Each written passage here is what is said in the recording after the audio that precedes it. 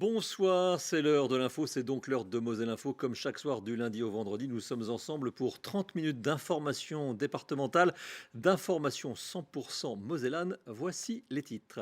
Législative toujours, à gauche, le Parti socialiste mosellan partira seul dans plusieurs circonscriptions du département.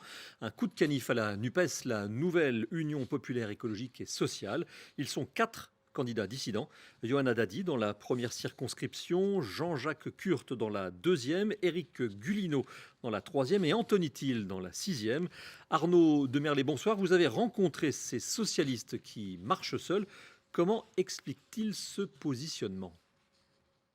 C'était, Jérôme, une conférence de presse très attendue pour évoquer ce que l'on appelle déjà les dissidents de la gauche. Le PS de la Moselle a décidé tout simplement de proposer 4 candidatures dans le département. Pourquoi ?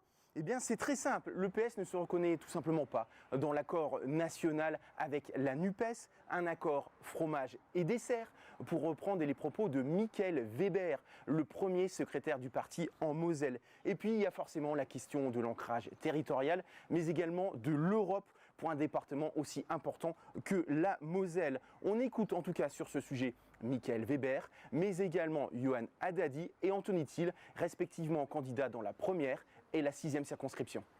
Déjà, nous, on préfère le terme de candidat hors accord, puisqu'il y a eu un accord qui a été mené, parce qu'on considère qu'il y a une implantation de ces candidats sur ces circonscriptions-là. Mais c'est une ville qui était jusqu'à 2020 gérée par le Parti socialiste, puisque Dominique Ducrot en était le maire.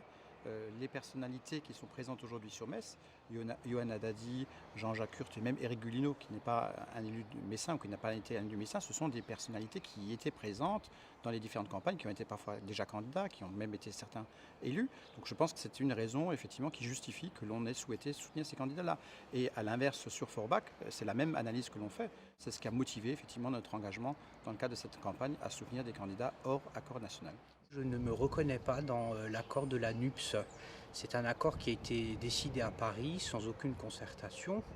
Et lorsque nous avons essayé d'échanger avec nos camarades insoumis, écologistes et communistes, personne n'a répondu à nos propositions de dialogue. Donc les choses se sont construites dans un bureau à Paris alors que nous avons une implantation territoriale. Nous faisons depuis des années un réel travail sur le terrain. Nous sommes mosellans et nous sommes les héritiers de Robert Schuman. Et en cela, nous avons une responsabilité supplémentaire. Nous, on ne peut jamais dire en tant que mosellans moins d'Europe.